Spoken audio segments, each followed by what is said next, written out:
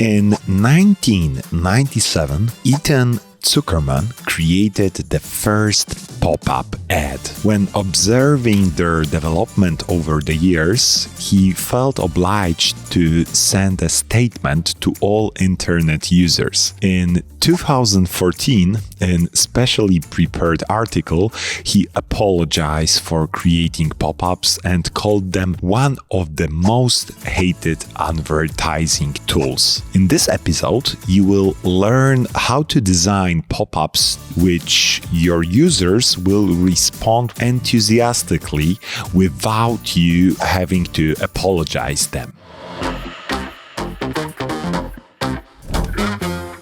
Before the launch of the first boomboxes in Poland, Sony did a study. The declarative qualitative study was attended by teenagers who were asked whether the boombox should be in bright colors or in classic black. Almost everyone replied any, just not black. After the survey, each participant could take one boombox home. Almost everyone chose black. What is the conclusion of this? Don't trust the declaration. Observe the behavior of your users. The same is the case with pop-ups. Many users say that they are invasive and annoying form of communication. However, research shows that they are just as effective. In 2019, Sumo analyzed 1,754,957,675 pop-ups, and the results are saying enough. The top 10% highest performing pop-ups averaged at 9.8% conversion rate. And by conversion rate, we mean someone who saw the pop-up and took the action. Only 3 out of 100 people ever have pop-ups with conversion rates over 11%. The average conversion rate for all pop-ups is 3.09%. Just empty numbers, huh? So let's put them into practice.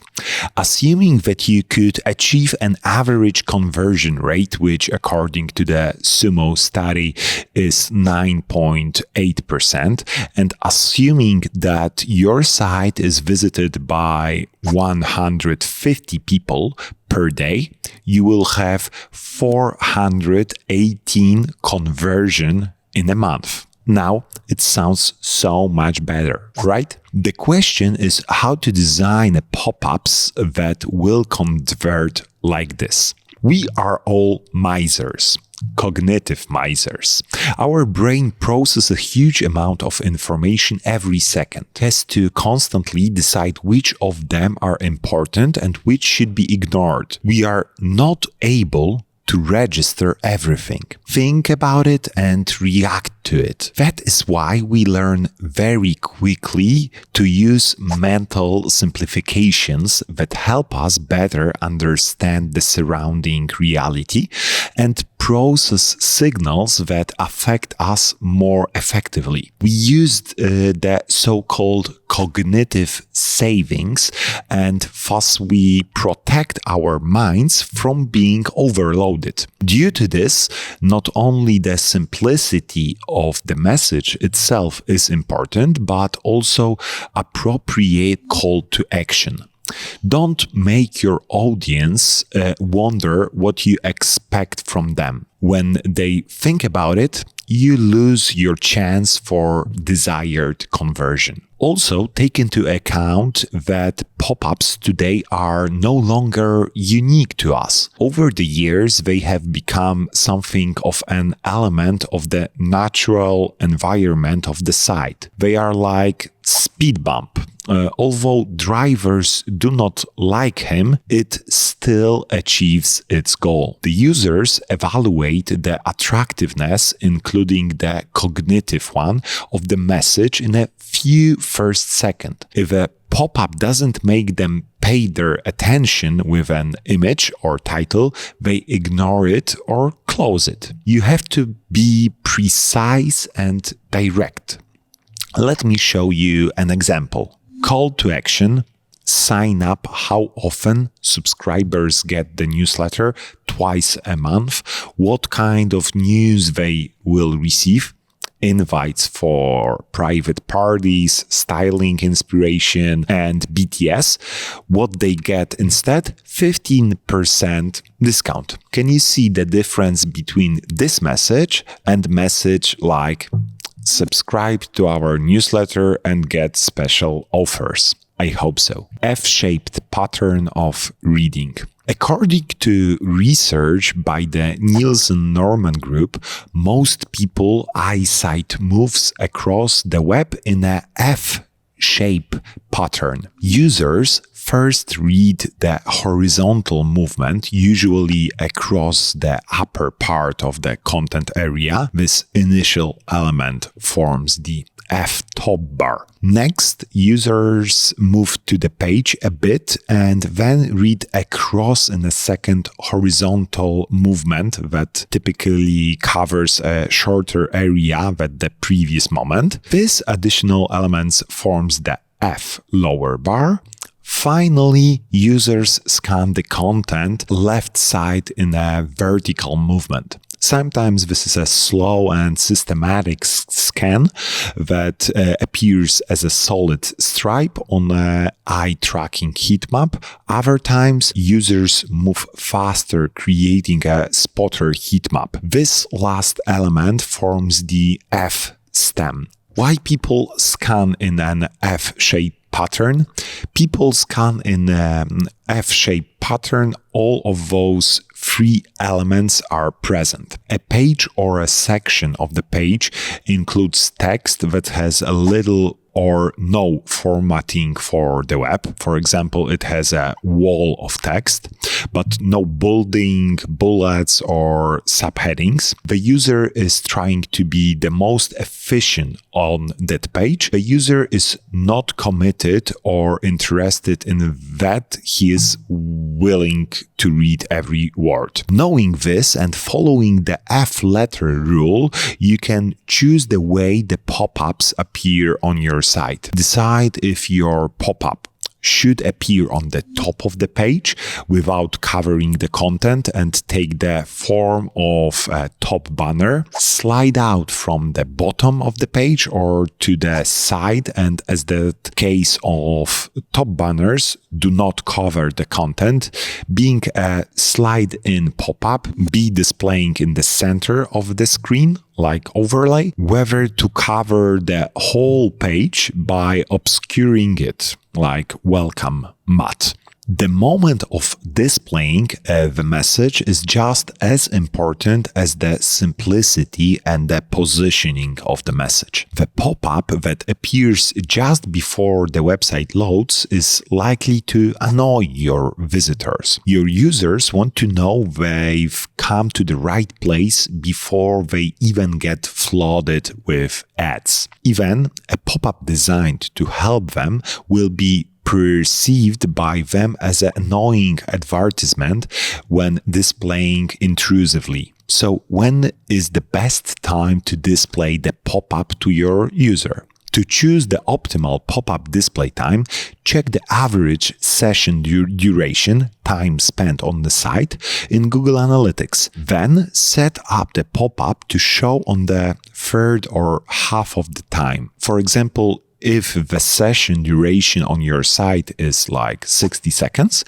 then person will be ready to interact with the pop-up 20-30 seconds after the page is opened. I recommend you experiment and perform some A/B test of different timings and check which one is optimal. After all, you don't want to surprise your users with a pop-up too quickly, right? The study performed by Drip also should be helpful when choosing the appropriate time. Over 10 million pop-ups were selected for the study, from which those that were viewed less than 2,000 times were filtered out. And after analyzing the top 10 pop-ups, it turned out that the best time to display a pop-up is 8, 3, 5, 6, 30, 15, 10, 4, 7, and 20 seconds. Based on these data and those contained in Google Analytics, you can choose the appropriate type of pop-up, the appearance of which will be triggered by the user's behavior on your website. You can choose from among others. Time-based website pop-up displayed when the user spends a certain time on the website, for example, 30 or 60 seconds, and become interested in your content. Action click pop-up displayed when the visitor has taken a specific action on the page. Example, he has moved or clicked on a field, image, or word. Exit intent pop-ups that appears when the user plans to leave the page, that is, he moves the mouse cursor toward X sign. Scroll pop-up displayed to the users who scrolls the page to a specific place selected by you. The above mentioned drip study shows that pop-ups displayed best after scrolling are 35%, 50%, 40%, 15%, 10%, 20%, 30%, 45%, 80%, and 25%, and 70% of the page. Regardless of which type of pop-ups you choose, always remember about the convenience and experience of your users. Capping and targeting. Speaking of experience, shooting pop-up blindly will not work in your favor. When designing pop-up display animation, do not forget about capping, which means imposing a limit on pop-up views on a unique user and targeting. It's a good practice to display the pop-up only once while browsing your site. If on each page the user has to press the cross every time, sooner or later he will go to the competition's website. He will be equally annoyed if, despite the fact that he has already subscribed to a newsletter, you will still display him a pop-up with such message. However, if the user declines by closing the pop-up, you must give them time to see the value of your site before asking to subscribe to the newsletter again. Give him time and let your brand convince him. Google to keep order. You must know that in addition to the most important judge assessing your pop-ups, your user, there's also a guardian who guard their correctness. In January 2017 update, Google said that starting then, pages where content is not easily accessible to a user on the transition from the mobile search result may not rank as high. Here are some examples of techniques that make content less accessible to a user. Showing a pop-up that covers the main content either immediately after the user navigates to a page from the search results or while they are looking through the page. Displaying a standalone interstitial that the user has to dismiss before accessing their main content, using a layout where the above the fold portion of the page appears similar to a standalone interstitial, but the original content has been inlined underneath the fold. If you want to avoid conflicts with Google algorithms, and you must refrain from using techniques that will make it difficult for your users to access the content. Importantly, this does not apply to the so-called gated content. Example, content available only after providing data such as name and email, so use it at will. However, if you do not want to display pop-ups for users of mobile devices because of fear of irritating them, you must know that good marketing automation system will allow you to display pop-ups for the users on the desktop and turn the pop-up into HTML block for the mobile users. By contrast, here are some examples of techniques that used responsibly would not be affected by the new signal. Interstitial that appear to be in response to a legal obligation, such as for cookie users or for age verification. Login dialogues on site where content is not publicly indexable. For example, this would include private content such as email or unindexable content that is behind a paywall. Banners that use a reasonable amount of the screen space and are easily dismissible. For example, the app install banners provided by Safari and Chrome are example of banners that use a reasonable amount of screen space. It doesn't sound that scary at all, doesn't it? And that's it for today. Be sure to share your tricks on effectiveness of pop-ups in the comment. Or maybe you are the opponent. I'd like to know what is your point of view. Comment below.